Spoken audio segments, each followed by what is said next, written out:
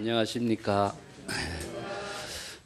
이번 시간에는 교재 112쪽에 보겠습니다. 임재 스님이 이제 설법하기를 여러분, 수행자 여러분, 내가 여러분들에게 설법하는 것은 어떤 불법을 설한다고 생각하는가? 내가 여러분들에게 불법을 설하는 핵심은 심지의 법을 설하고 있다. 그래서 심지 법문을 이제 불법의 핵심이라고 설하고 있는 겁니다. 이 심지의 법이란 범부의 세계도 성인의 세계에도 어디 곳이나 자유롭게 출입하고 깨끗한 땅이나 더러운 땅이나 어느 곳에도 출입을 자유자재로 하며 또 깨달음의 세계에도 또 세속인들의 세계, 진리의 세계, 어느 곳에도 일체의 모든 차별 대상 경계를 구분하지 않고 자유자재하게 출입을 하고 있는 그런 지혜의 법문이다. 여기서 심지 법문이라고 하는 말을 이제 임재 설법하는 것이 심지 법문이다 하는 겁니다. 심지 법문이라고 하는 말의 참된 출발처는 육조 당경에서부터 나옵니다. 그래서 불법은 심법이기 때문에 이 심법으로서 마음으로서 깨달아서 지혜를 작용하는 법을 불교에서는 심법이라고 합니다.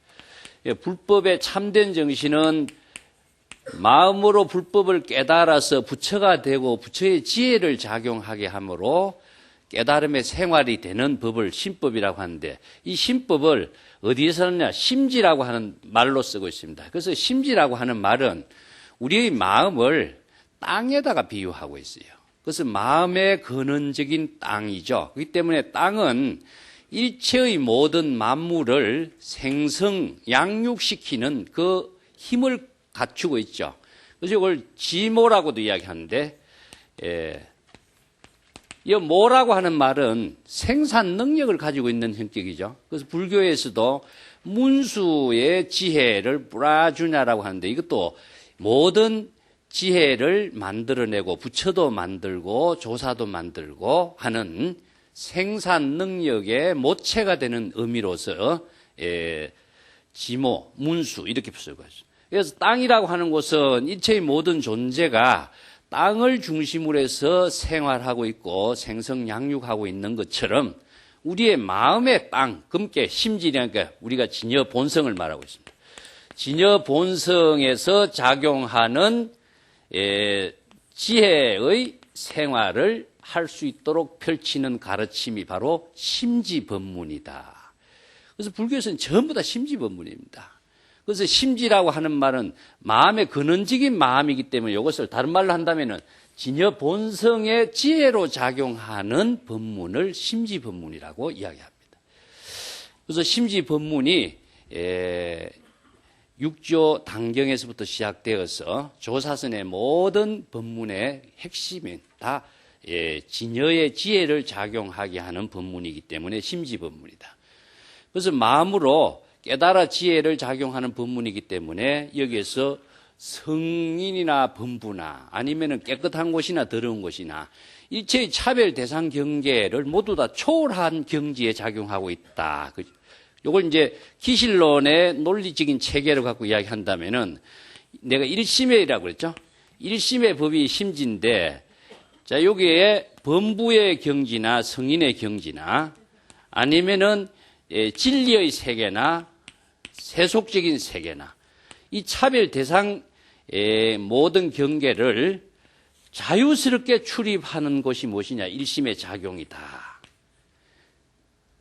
이게 중생은 어떠냐 하면요, 범부의 경지나 성인의 경지에 차별, 한쪽의 분별심을 갖고 살기 때문에 한쪽 경계에서 집착되고 고정관념에서 벗어나지 못하기 때문에 심지에 우리 근원적인 마음의 지혜를 작용하는 심지의 법문을 실행하지 못하고 있다. 그래서 임재가 중생심으로 작용하고 있는 차별심을 초월해서 각자의 진여자성의 불성의 지혜로 작용할 수 있는 법문을 임재가 심지 법문으로 설하고 있다라고 이야기합니다. 그래서 선성들의 법문의 핵심은 이 심지 법문에 있는 것이죠. 깨끗한 곳이나 더러운 곳이나 이것은 중생차별 분별심의 세계에서 이야기하고 있는 것이지만은 심지법문에서는 그런 차별 세계를 모두 초월한 경지이기 때문에 일체의 모든 차별 세계를 모두 포용하면서 어느 경지에도 막히지 않고 자유자재하게 출입하고 있다. 그런 이야기입니다. 그대가 만들어낸 진속 범성의 가치 기준으로 이런 뜻이죠. 여기 그대가 만들어냈다라고 하는 것은 우리 차별 분별심으로 깨끗하고 더러운 거, 범부의 세계, 청정한 세계, 진리의 세계, 중생의 세계, 이런 것은 자기 마음으로 주관적인 사량 분별과 의식으로 만들어낸 가치 기준이죠.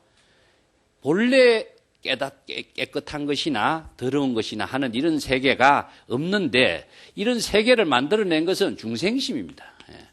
중생심의 작용이라는 것은 각자 자기의 주관적인 입장에서 자기의 임의대로 이렇게 이것은 범부의 세계고 이것은 성스러운 세계고 이것은 진리의 세계고 이건 세속의 세계라는 가치 기준을 자기 나름대로 판단해버린 거예요. 그러다 보니까 가치 기준의 판단에 의해 가지고 자기 스스로 그 경계의 세계에 자기가 얽매여서 스스로 자유를 잃어버리게 되는 거죠.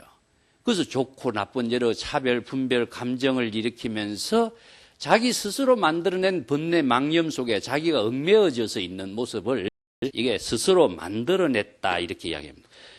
자기의 자아 분별 의식에 의해서 만들어낸 언어가 무엇이냐, 그 세계가 어떤 세계냐, 깨끗한 진리의 세계라든가 세속적인 세계라든가 또 범부의 경지라든가 성인의 경지라든가 이런 차별의 모든 세계가 자기의 자아의식으로 만들어낸 가치 기준으로서 만들어졌기 때문에 일체의 모든 진리나 세속이나 범부나 성인의 세계에서 차별적인 어느 이름을 갖다 붙일 수가 없는 것이다.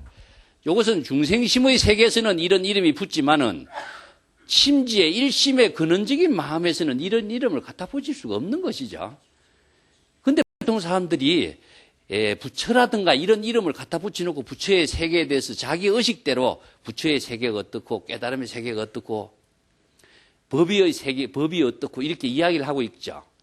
이것은 자기가 만들어낸 하나의 가치 기준의 분별적인 형식의 틀 속에 자기 스스로를 의식의 모든 것을 가다버리는 것, 이런 문제점에 오류를 지금 지적하고 있는 겁니다.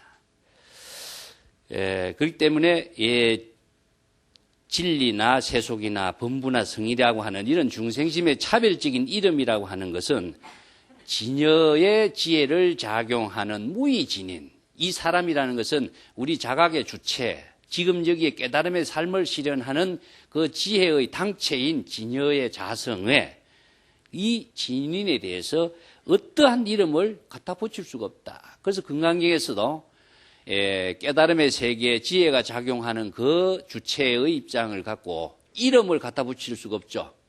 또 어떤 모양을, 형상적으로 모양을 갖다 붙일 수가 없죠. 그래서 무명, 이름을 갖다 붙일 수 없기 때문에 무명이고 어떤 모양과 형상을 갖다 붙일 수가 없기 때문에 무상, 무명무상이라고 하는데 그럼 이름과 형상을 갖다 붙인 사람은 누구냐면 자기 자신인 겁니다. 자기 자신이 번뇌 망념으로 자기 자신이 가치 기준으로 자기 자신의 자아의식의 사고 판단으로서 좋고 나쁘고 이거는 범부고 이거는 세속이고 이런 가치 기준에 의해서 갖다 붙인 이름일 뿐이지 본래 진여의 경지에 깨달음의 경지에는 이런 이름을 갖다 붙일 수 있는 어떤 것도 기준이라는 것은 없는 거죠. 그래서 중생이 망념으로서 스스로 만들어낸 기준일 뿐이다 하는 겁니다. 예를 들면 말이죠. 어떤 그 젊었을 때 유명한 영화 배우가 자기의 그 아름다움하고 미모, 그것 때문에 영화 배우가 되었고 많은 사람들에게 인기도 얻었고 또 돈도 많이 벌었고 인기를 많이 얻었기 때문에 자기가 그것으로서 아름다움의 미인 때문에 행복도 했고 했는데 이 사람이 점점 나이가 들어가는 거예요. 나이가 들어가서 이제 80 노인네가 되었는데 그런데도 자기가 20대의 미모의 생각, 가치 기준, 모든 그 인기, 이게 사로잡혀가지고 자기가 80대 나이를 잊어버리고 사는 경우가 있죠. 그래서 가치 기준은 무엇이냐 하면은 20대의 가치 기준과 인기도의 자신의 모습을 가지고 80이 된 노인대가 되면서도 그 가치 기준에서 벗어나지 못하고 살고 있으니까 자기에 대한 괴리감이 생기기 시작하는 거예요. 자기가 20대처럼 그렇게 화려하게 살아야 되는데 아름다움도 외모도 모든 것이 점점 이뤄져 가니까 가치 기준은 있고 지금 현실은 그렇지 못하니까 자기 스스로의 절망감 때문에 자살을 했다. 자, 이것은 무엇 때문에 이러냐 하면은 불교에서 이야기하고 있는 진실과 현실성을 망각하고 있는 것이죠. 그죠? 그래서 불교에서 이야기하는 진실이라고 하는 것은 고정된 모습이 없어요. 고정된 범부도 없고 고정된 성스러움도 없고 고정된 아름다움도 없어요. 그런데 자기의 어떤 고정된 아름다움의 모습이 자기의 모습이라고 착각하고 있는 거죠. 그래서 불교에서는 이것을 벗어나기 위해서 뭐냐면은 진실된 참된 모습은 무상한 존재이다라고 하는 것을 이야기했고 또 고정된 어떤 모습을 가지고 있지 않다라고 이야기했어요. 마찬가지로 고정된 이름이라고 하는 것도 없어요. 젊었을 때는 과거의 일이 있거든요. 과거에 그러한 것이 자기를 행복하게 만들어 주었다고 할지라도 현실에서의 삶이라고 하는 것은 벌써 고정된 사고에서 벗어나야 지금 현실의 삶을 사는데 현실의 삶을 살지 못하는 착각이 있는 거죠. 이것을 뭐라 하냐면 철이 없는 사람이다라고 해요. 그래서 불교에서 시절 인연이란 말을 자주 쓰죠. 철이 없다라고 하는 말은 불교에서 시절 인연을 바로 아는 지혜를 쓰는 능력이 없는 사람이다 하는 뜻입니다. 그러면 불법의 대의를 알아야 돼.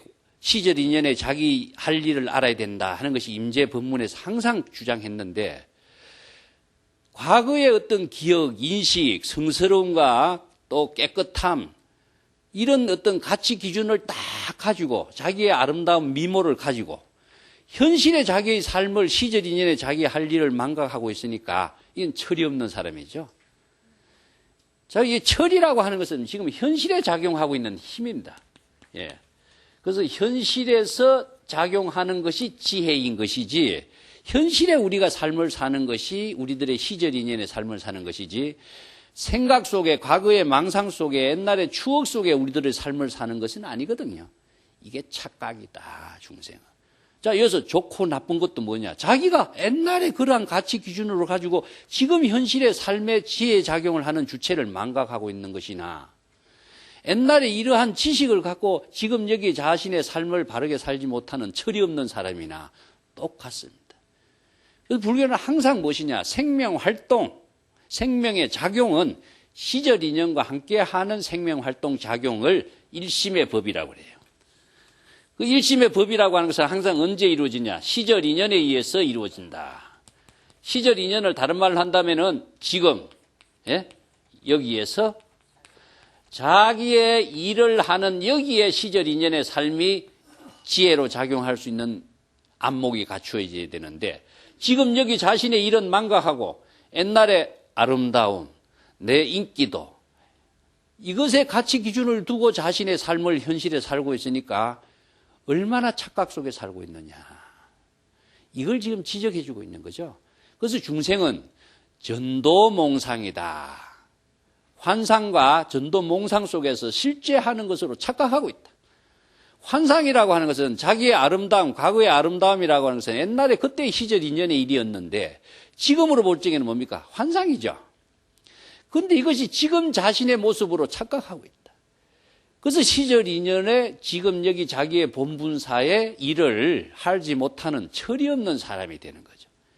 그래서 항상 불법은 철 있는 생활을 해야 된다. 이 철이 없다란 말 내가 자주 가끔 썼는데 철을 놓치는 시간과 공간에 작용할 수 있는 인연을 놓쳐버린다면 죽어요. 꽃이 그 시즌을 인연을 놓쳐버린다면 꽃은 피지 못하는 거죠.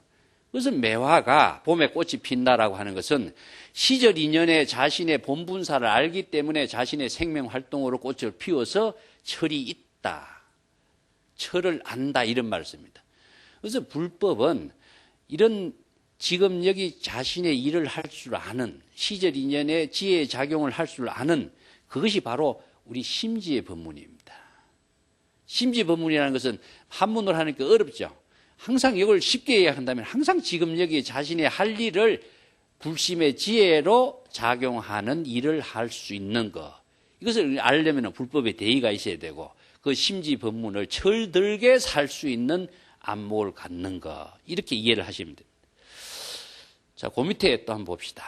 여러분, 이런 불법의 심지의 법문을 깨닫는다면 곧바로 자유롭게 자신의 생활 속에서 활용을 할 수가 있으며 결코 다시는 다른 어떤 환상적인 이름에 집착하지 않고 범부다, 성인이다, 아름다움이라든가 추함이라든가 이런 허망된 가치관에 집착을 하지 않게 되는 것을 불법의 현지라고 한다.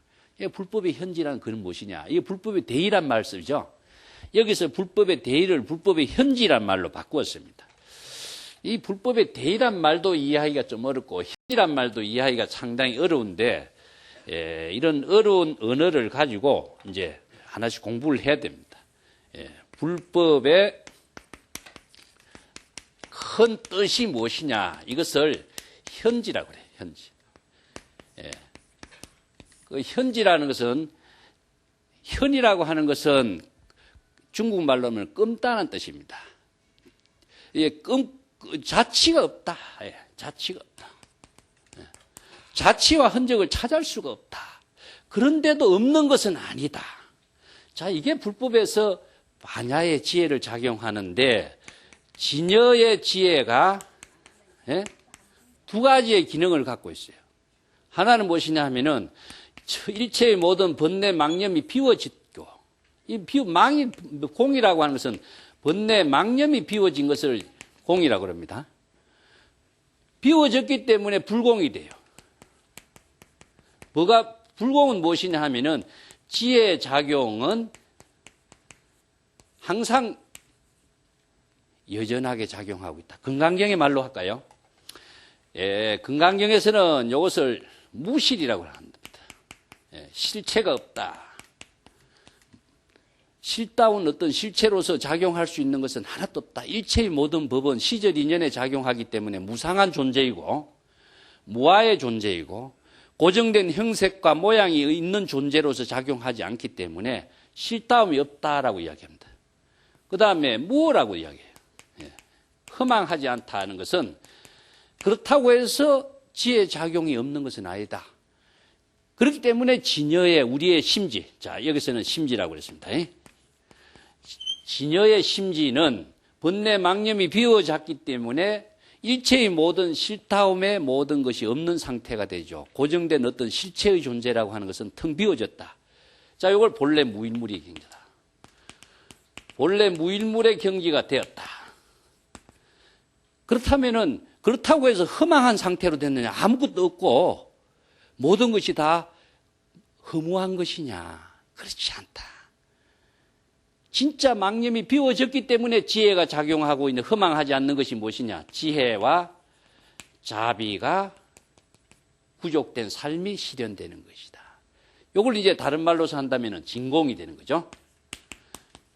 진공이 되고 묘유의 작용이 일어났다.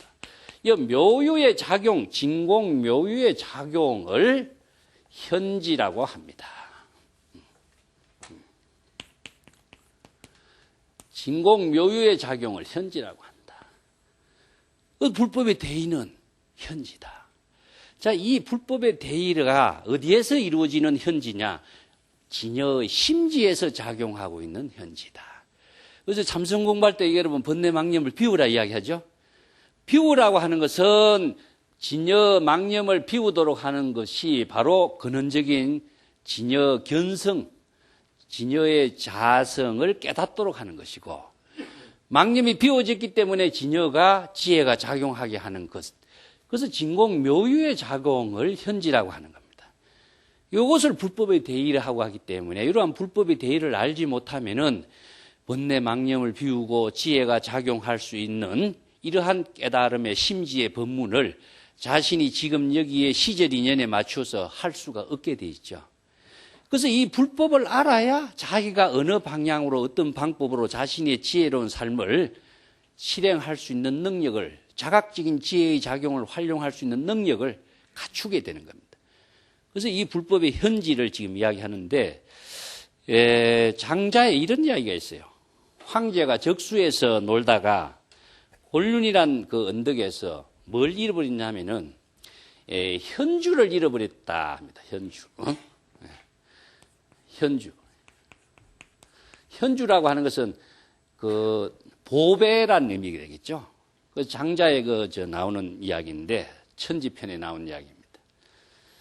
그래서 황제가 적수 북쪽에서 놀다가 곤륜 근처에서 현주를 잃어버렸는데, 지라고 하는 사람을 통해서 그 현주를 찾아보느라 하니까 지가 아무리 찾아봐도 현주를 찾을 수가 없었다. 그 다음에 이주라고 하는 사람을 통해서 현주를 찾아오느라. 이주라는 사람은 어떤 사람이냐면은 눈이 아주 밝기로 유명한 사람이라. 저 천리 밖에 트럭도 이렇게 다 볼 수 있는 사람이라. 그래서 눈이 밝은 이주를 통해서 현주를 찾아오려니까 그 사람도 역시 현주를 찾을 수가 없었다. 세 번째는 긱눈이라고 한 사람.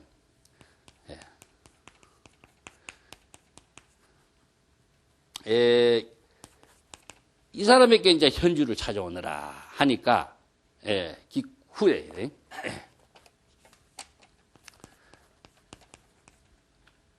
이 사람은 말을 잘하는 사람이라. 그 현주를 찾아보니까 역시 찾지 못했어. 그 마지막에 누구를 보냈느냐 하면요, 현주를 찾았게 상망이라는 사람을 보냅니다. 상망이 가서 현주를 찾았다 하는 유명한 고사가 있습니다. 자, 여기에서 지는 무엇이냐? 여러 가지 모든 것을 다 아는 사람, 지식이 많은 사람, 모르는 것이 없는 사람. 또 이주는 무엇이냐? 시각과 청각으로 해서 모든 것을 감각적으로 아는 거. 이것은 지식으로 아는 것이고, 요거는 감각이 뛰어난 사람이고, 또 긱눈은 무엇이냐면 말을 잘하는 사람이죠. 이것은 언어 문자로. 자, 우리가 알고 있는 지식이 뛰어난 사람도 이 현주를 찾을 수가 없고, 또 시각과 청각의 감각이 뛰어난 사람도 이 현주를 찾을 수가 없었고, 또 말을 잘하는 사람도 이 현주를 찾을 수가 없었어. 근데 마지막에 이제 상망이를 보냈는데 상이 없다라고 하는 겁니다. 상망. 그 상망이 무엇이냐 하면은 있는 것도 아니고 없는 것도 아니고, 있는 거 없는 것을 다 초월한 경지의 모습. 저거 현지와 같아요. 현지라고 하는 것은 비어있기 때문에 비어있지 않는 것이고, 우리 진여의 마음의 작용이라는 것은 있는 것도 아니고 없는 것도 아니죠. 그렇지만 우리의 마음 작용이 우리가 항상 함께 하고 있죠. 이런 마음 작용을 중생심의 작용을 불심의 작용으로 여법하게 하도록 한 것이 바로 불법의 현지인데, 이 진여의 작용을 이렇게 장자 같은 데서는 현주에다가 비유해가지고 그 상망, 어떤 모양이 없는 경지에서, 이것은 장자에서 이야기하는 혼돈과 같은 이야기예요. 명상이 없어. 형체가 있는 것도 아니고 없는 것도. 그렇다고 없는 것이 아니고, 또 없다고 생각한다면 지금 여기에서 항상 보고 듣고 작용하고 있는 모습이 여법하게 작용하고 있고, 이것을 바로 불법의 현지가 어떻게 이루어지는가. 즉 진여의 자체의 작용이, 심지의 작용이 어떻게 이루어지고 있는가. 이것을 바르게 깨닫지 못하면은 현지를 체득해서 그 불법의 지혜를 작용을 할 수 있는 능력이 없다. 이걸 비유한 것이죠. 그래서 이제 중국의 성녀 출신으로서 유명한 그 시인의 역할을 한 사람이 또 이와 비슷한 시를 하나 쓴 것이 있습니다. 고문진보 같은 데도 나와 있죠. 비유해 보면은 소나무 밑에 동자가 한 사람 앉아 있어요. 그래서 그 동자에게 너희 스승 어디 갔느냐 하니까, 스승은, 그 동자가 하는 말이, 우리 스승은 약을 캐러 갔습니다. 그렇습니다. 산에 약초를 캐러 갔습니다. 근데 이 산중에 약을 캐러 갔기 때문에 이 산중에 있겠어요. 산중에 있긴 있는데, 구름이 너무 깊어서 어디에 있는지 알지 못합니다. 이런 시를 씁니다. 그래서 이어서 부지처라고 하는 말은 우리의 마음 작용이 깨달음의 경지나 지혜의 작용이나 심지가 도라든가, 이걸 다른 말로 한다면, 자, 도를 묻는다, 도를 찾는다, 법을 묻는다, 법을 찾는다, 이렇게 쓸 때에 약을 캐러 가서 이 산중에 있긴 있는데 어느 곳에 있는지를 알지 못한다. 이것이 바로 현지와 같은 거죠. 즉 우리가 지금 행주자와 어묵동정하고 보고 듣고 느끼고 말하면서 다 생활하는 가운데서도 우리가 도를 모르고 도를 찾는다라고 하는 것은 뭐죠? 작용하고 있는데도 작용하는 주체를 망각하고 있는 모습은 왜 그럴까? 이건 중생심의 숲에 빠져서 불심의 지혜가 작용하는 것을 망각하고 있기 때문에 그래요. 망각한다라고 하는 것은 아까 이야기했지만 전도몽상 착각인 겁니다. 자기는 이런 가치 기준으로서 이런 것이 옳다고 생각하는데 그 옳다고 생각하는 그 착각 속에 자기가 번뇌망념의 업을 짓고 번뇌망념의 숲속에서 헤매고 있는 모습이기 때문에 산중에서 헤매고 있기 때문에 자기가 그 도의 작용을 실행을 여법하게 하지 못하는 거죠. 이 착각하는 겁니다. 아까 늙은 여배우가 젊을 때의 자기의 가치관 미모에 착각해서 사는 것처럼 우리들은 자기가 알고 있는 이름과 모양과 부처나 도나 법이라고 하는 그 사고 인식 체계 그 가운데서 자기가 판단해버리거든요. 좋고 나쁜 거, 이건 훌륭하고 이것은 훌륭하지 못하고 아름답고 아름답지 못하고 모든 가치 기준이 자기가 인식하고 있는 사고로서 가치 판단을 하니까 참된 실상의 진실의 모습을 말지 못해. 망념 속에 살고 있으면서 망념인 줄 모르고 있는 모습이 중생이다 이거죠. 그러다 보니까 현지를 알지 못하는데 현지를 알게 하기 위해서는 바른 불법을 알아야 여법하게 작용하는 지혜를 체득할 수가 있다 하는 이야기. 이런 이야기가 중국에서 많이 비유되어 있죠. 봄을 찾아서 멀리 농두산 꼭대기 갔지만 봄을 찾지 못하고 되돌아오니까 집에 매화꽃이 쫙 피어 있더라. 매화꽃이 피었다라고 하는 것은요. 예? 예. 매화꽃이 핀다는 것은 아까도 이야기했지만은 시절 인연이죠. 그러면 시절 인연이라는 것은 지금 여기에 생명 활동하고 있는 현실의 모습이죠. 그런데 그 시절 인연에 작용하는 그 모습이 바로 현지라고 하는 사실을 알아야 되는데 그것을 마음 밖에서 찾고 있죠. 자기가 지금 여기에서 생명 활동하고 있는 지혜의 작용이 바로 현지라고 하는 사실을 알아야 되는데 자기 마음을 제껴두고 도를 얻으러 마음 밖에서 구했고 멀리 산을 찾아 헤맸고 또 연약달단에 이야기했습니다만 자기 거울에 비친 자기의 참된 모습을 찾아서 헤매는 모습이죠. 거울에 비치는 자기의 주체가 참된 모습인데 거울에 비친 모습을 찾으려고 하니까 어떻습니까? 아무리 많은 세월 찾아도 환상적인 모습이고 존재하지 않는 모습 속에서 존재하는 실상을 찾으니까 엉뚱한 길에서 한평생 세월 보내고 있는 모습이 중생의 모습이다. 그래서 거울에 비치는 모습은 무엇이냐? 자기의 의식의 스크린에 비친 모습을 거울에 비친 모습이에요. 좋고 나쁜 생각이 자기의 얼굴이 거울에 비친 모습이나 의식 속의 거울에 비친 자기의 생각이나 뭐가 달라? 똑같지요. 이게 중생의 모습이기 때문에 그 거울에 비친 모습을 찾으려고 하지 말고 의식 속에 새겨져 있는 그 자기의 생각, 고정관념, 전도몽상된 착각, 환상 그 가운데서 도를 구하려고 해서는 안 된다. 그 환상을 모든 것을 비우지 않으면은 바로 지혜가 작용할 수가 없다. 이게 바로 현지입니다.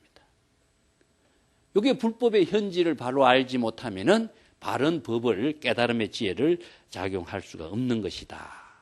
이것을 지금 이야기하고 있어요. 모든 사람들이 대개가 이런 종교 같으면은 의식하고 우리 부처님께 공양하고 하는 것이 바로 불법의 현지라고 생각해버려요. 진실이라고 생각해버려요. 예를 들면요, 호진심께서 이런 이야기를 전에 해서 내가 알고 있어 소개해보는데, 호진심이 저기 프랑스 유학을 일찍 하셔가지고 유학하시면서 수도원에서 좀 공부도 몇 년간 하셨기 때문에 그쪽 이야기를 가끔 하세요. 그래서 수도원 이야기합니다. 수도원의 원장이 항상 미사를 드릴 적에는 고양이를 목에다 끈을 묶어다가 기둥에다가 묶어둬요. 수도원 원장이 항상 이것이 미사를 드릴 적에는 종교의식을 실행할 때는요, 고양이를 목에다 끈을 묶어서 기둥에 묶어두고 미사를 드리는 겁니다. 이것이 이제 그 수도원의 원장의 하나의 생활 모습이 되었어요. 그래서 다음 또 수도원장이, 그 수도원장은 죽고 다음 수도원장이 앞서서 행해졌던 수도원장의 모습처럼 고양이를 목에다 묶어두고 미사를 또 드려요. 고양이가 죽으니까 고양이를 또 한 마리 사서 또 목에다가 기둥에다 묶어두고 미사를 또 드렸어요. 이렇게 이제 전통이 돼버린 거예요. 그러니까 세계적으로 유명한 그 수도원에는 수도원 원장이 미사를 드릴 때는 항상 고양이를 목에다가 끈에다가 기둥에 묶어두고 미사를 드린다. 이게 소문이 나올 거 아닙니까? 그러니까 그 유명한 수도원의 하나의 그 소문이 나서 많은 사람들이 거기에 주목을 하게 되고 관광객이 몰려들고 이렇게 했어요. 그래서 수도원의 그 전통이 몇백 년이 지났습니다. 그러고 난 뒤에 이제 세계 학자들 다 모아놓고 학술대회를 하기 시작했어요. 수도원의 원장이 미사를 드릴 때는 고양이를 묶어두고 미사를 드리는데 그 어떤 의미냐. 그걸 가지고 박사학위 논문을 썼고 박사들이 많이 나오고 그 세계적으로 유명한 종교의식과 수도원의 고양이 이야기가 나온 거예요. 그런데 어떤 사람이 생각하기를, 젊은 사람이 성경을 다 뒤집어도 고양이 이야기가 안 나오고, 그래서 이 사람이, 젊은 사람이 어떤 생각을 했냐면, 이게 미사를 드릴 때 고양이가 울고 돌아다니고 소란 피우면 미사 드리기 의식이 제대로 잘 안 되니까 고양이를 묶어두게 된 거 아닌가. 이렇게 자기가 이런 생각을 해서 이런 전통이 만들어진 것이다. 이렇게 발표를 하니까 저놈 죽일 놈이다. 이게 수도원의 성스러운 그 전통을 하루아침에 그런 생각을 갖고 그 전통과 권위를 말살시키려고 하느냐. 자, 여러분 어떤 것이 맞다고 생각하세요? 여러분들은 안목이 있어. 안목이 있기 때문에 딱 판단이 나오죠? 예, 이와 마찬가지로 종교의식이나 권위라고 하는 것도 누구가 필요에 의해서 그런 하나의 행위가 이루어진과 동시에 이것을 의미 부여를 해버리는 겁니다. 성스러움에다 갖다 또 의미 부여를 하니까 불가침이라. 누가 감히 접근하고 거기에 대해서 반발을 할 수 없는 불가침의 의미 부여를 배척할 수가 없어요. 자, 진실이 무엇이냐 하는 거예요. 예. 진실이라고 하는 것 자체는 바른 삶이 실행되고 있는 모습이거든요. 자, 미사를 드리는 그 참된 성스러운 일을 하기 위해서 자기가 그렇게 지금 그 시절 인연에 맞춰서 자기가 이렇게 하는 것이 가장 바람직하다라고 생각하고 한 것이 시간이 지나니까 그 본질적인 의미와는 전혀 관계없이 다른 의미 부여로 가치 기준으로 판단하면서 성스러움을 만들어버리고 종교의식을 만드는 것이 무엇이냐. 이게 바로 인간의 중생심으로 판단하는 사고예요. 자, 우리가 좋고 나쁜 거, 이 판단 기준이 어디에 있겠습니까? 자기 만들어낸 사고죠. 본래는 그런 것이 없어요. 이 본래 없는 작용을 우리가 할 수 있도록 해야 지혜가 나오는데, 그런 가치 기준 판단을 갖고 있으면은 그 가치 기준 판단 종교적인 의식이라든가 미사를 드리는 의식에 사로잡혀서 자신의 모든 삶이 살지, 지금 여기 자기의 본문사의 삶을 살 수는 없는 모습이다. 이게 바로 현지예요, 현지. 이런 사실을 바로 알지 못하면은 영원히 어떤 의식, 부처님, 예불, 또 법, 진리 이런 말에 사로잡혀서 자기가 부처로서, 자기가 법으로서, 자기가 도로서 실행해야 하는 심지법문의 현지는 실행할 수가 없다. 요 가치의 법문을 제시한 것이 지금 임재의 법문이라고 할 수 있습니다. 그래서 불법은 신법이다. 여러분 이야기했죠? 부처님 당시에 유명한 지박하는 병을 고치는 의사다. 그것은 업통이라, 업통. 육체의 병을 고치는 것은 업통이라 그런다. 업이라고 하는 것은 어떤 기술이 완전히 숙달된 것을 업통이라 그래. 기술이라고 하는 것은 대상을 갖고 자, 의사가 육체라고 한 대상을 가지고 그게 좋고 나쁘고 병이 들고 안 들고 하는 것을 판단하고 치료하는 거예요. 그렇죠? 마음, 우리 불교에서는 심통입니다. 심통이라고 하는 것은 마음에 작용하는 것을 신통이라 그래요. 그래서 심통이라고 하니까 신통이나 심통은 같은 말인데 이 마음이라고 하는 것이 고정되게 있다고 생각하면 또 어떻게 돼요? 또 착각이 떨어지죠. 그래서 마음이라고 하는 것이 참 미묘한 현지입니다. 그래서 그 미묘한 마음의 현지는 무엇이냐 하면은 내가 불심의 지혜 작용이라고 했죠. 마음씀의 지혜 작용이 바로 마음이지. 마음씀의 지혜 그 자체가 마음인 것이지 마음이라는 고정된 모양과 형체라고 하는 건 없다. 이게 현지입니다. 근데 마음이라는 게 있다고 생각하죠? 있다고 생각하고 마음을 찾으려고 하는 것은 환상 속에서 마음을 찾는 것이고 법이 있고 부처가 있다고 생각하는 것은 환상 속의 법이나 부처를 찾는 겁니다. 부처라고 하는 것, 법이라고 하는 것은 뭐냐? 자신의 마음씀의 지혜가 바로 부처인데 마음씀의 지혜 그 자체가 부처라는 사실을 모르는 것이 뭐냐? 중생의 무지입니다. 그것을 아는 것은 바로 불법의 현지를 아는 것이다. 그래서 여법한 불법의 현지를 알지 못하면은 지혜를 작용하는 항상 진실과 지혜라고 하는 것은 지금이라고 하는 시간을 떠나지 않는다 하는 것을 꼭 명심하셔야 됩니다. 그리고 여기라고 하는 자신의 삶의 현장 공간을 떠나지 않는다.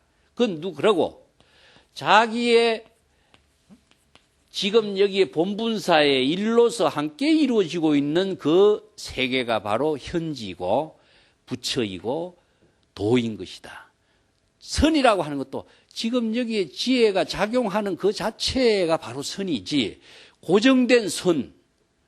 여러분 성하면은 자선하고 딱 앉아있는 모습이 선이라고 생각하죠? 그 의식의 스크린을 빨리 지워야 되는 거라. 그 환상적인 사고의 틀을 비우지 않는 한 지금 여기 지혜로 작용하는 선의 생활, 깨달음의 선의 삶을 우리는 살 수가 없어요. 그런데 지금 관념으로 알고 있는 부처나 법이나 선이라고 하는 생각 속에 우리가 불교 공부를 하고 불교 인체하고 살지 생명력이 없어. 한마디로 생명력이라고 하는 것은 항상 지금의 생명활동 그 가운데 이루어진다고 그랬죠. 나무나 물이 지금 생명활동을 하고 있기 때문에 지금 존재 이유가 있고 생명력이 있는 것이지 나무나 물이라고 하는 것이 그대로 있는 모습은 없어요. 항상 무엇입니까? 물이 흘러가는 것처럼 생명활동이 흘러가고 있고 생명이 작용하고 있는 모습. 그래서 지혜 작용의 본질은 현지는 이걸 작용하는 데 있다 하는 겁니다. 작용하는 데 있는 것이다. 마음이라는 것은 작용하는 데 있는 것이지 작용하지 않을 때는 마음이다 뭐다 하는 것이 있을 수가 없어요. 그래서 마음은 고정된 모습이 아니라 지금 여법한 지혜로 작용하는 그것을 우리가 마음이라고 하고 선이라고 하고 도라고 하는 것이지 작용하지 않는 데는 존재하는 거 망념밖에 없습니다. 이걸 현지를 잘못 알면은요 신신명에 이런 말이 있어요. 헛되이 한평생 쓸데없이 한평생 세월을 보낸다. 현지를 알지 못하고 불법의 현지를 알지 못하고 참선 수행하는 사람이 마음만 생각을 다 없애려고 하고 마음을 여러분 비우라고 참선 공부 많이 배웠죠? 마음 비울 수가 없습니다. 이거 현지를 모르는 사람이 그런 말이에요. 이 마음을 비우려고 평생을 닦아 수행해봐 마음 비워지지 않아요. 불법의 현지를 모르면 바른 방향과 바른 방법으로 수행을 할 수가 없습니다. 이게 불법의 현지를 모르는 사람이 마음을 고요히 하려고만 하는 것이니까 얼마나 헛된 노력을 하고 있느냐. 신신명에 이런 이야기합니다. 이것이 이제 선성들에게 이야기하는 공안으로 아무 생각이 없는 것이 참선이라고 하는 착각이다. 마음이 지혜가 작용하도록 하는 것이 참선이지, 생명활동을 하도록 하는 게 참선이지, 아무 생각이 없도록 하는 건 참선 아니다. 그래서 마음으로 바른 지혜가 여법하게 작용하도록 하는 생명활동을 하는 것이 바로 지금 여기 자기 본분사의 일이 되도록 하는 것. 이런 참선 공부를 하려면 불법의 현지를 알아야 됩니다. 현지를 모르면 마음, 번뇌, 망념을 없애려고 참선을 하니까 없어진 그 경지가 깨달음이라고 생각하니까 한평생 헛된 길에서, 엉뚱한 길에서 참선 공부하게 만다. 그래서 노파가 암자 태운 이야기는 여기서 나옵니다. 예. 그 뒷 한 단을 더 봐야 되는데 조금만 읽어보겠습니다. 임재 스님이 천하 사람들의 법문하는 나의 법문은 다르다. 천하 사람들하고 왜 내 법문하기 다르냐 하면은 천하 사람들은 누구의 대화를 그냥 하지만은 자신은 지혜의 안목으로서 중생의 병을 바르게 진단하고 판단한다. 문수 보살의 어떤 화현으로 등장할지라도 그가 어떤 병을 갖고 있는가, 어떤 망념에 떨어져 있는가를 나는 바르게 판단할 수 있는 안목을 갖고 있다. 이게 임재가 이런 심지의 법문의 작용을 할 수 있는 진정한 불법의 대의를 체득해서 작용하는 진정한 견해를 구조했다. 이 진정한 견해가 불법의 대의를 통해서 작용하는 힘입니다. 그 진정한 견해가 있기 때문에 어떤 학인이 와도 한마디 딱 질문과 선문답을 하면은 어떤 신병에 걸려 있고 성병에 걸려 있는가를 나는 판단하고 있다. 그래서 도가 무엇입니까? 이렇게 질문하면은 그 사람이 벌써 그가 바로 마음 밖에서 도를 구하려고 하고 남에게서 도를 구하려고 하고 이런 환상된 착각 속에 있는 모습을 나는 곧바로 파악한다. 이런 안목을 갖춘 입장에서 나는 설법을 하고 있다. 이렇게 임재가 자신의 입장을 지금 이야기하고 있습니다. 그래서 노성이 조용히 앉은 곳에 어떤 구도자가 찾아와서 서로 상견할 때나 단번에 그의 본성을 내가 파악하고 버린다. 나의 견해가 특별하다라고 하는 것은 심지 법문의 작용을 하기 때문에 차별 분별심에 떨어진 중생심의 작용을 근원에서 바로 판단할 수 있는 힘이 나온다는 겁니다. 이 때문에 중생심은 중생심을 판단하지 못하지만은 불심에 불가사의한 지혜는 일체의 모든 중생심의 병을 다 판단한다. 그 금강경에서 열애는 실지실견한다 그런 말씀입니다. 여기서 열애는 누구냐 하면은 심지가 바로 열애입니다. 무엇을 다 알고 다 보느냐? 실지실견한다. 이어서 거기서 불지견이란 말씀입니다. 불지견. 부처의 지혜로서 뭘 보고 다 아느냐? 중생의 번뇌 망념의 작용을 다 알고 다 판단할 수 있는 능력은 부처의 지혜만이 가능해. 그 부처의 지혜가 작용하는 것이 바로 심지법문의 의미입니다. 여러분들 자기 자신의 마음의 번뇌 망념을 자기 스스로 아는 것이 바로 부처의 지혜작용이죠. 자기 자신의 번뇌 망념이 일어난 사실을 스스로 자각하는 것이 바로 부처의 지혜인 겁니다. 이것이 바로 심지법문의 가르침이고 그 불법의 현지의 작용이 여기에 있는 것이다. 이걸 임재가 지금 설법하고 있는 것인 줄 다시 한번 잘 의미를 음미하시고 오늘 이야기는 이것으로 마치겠습니다.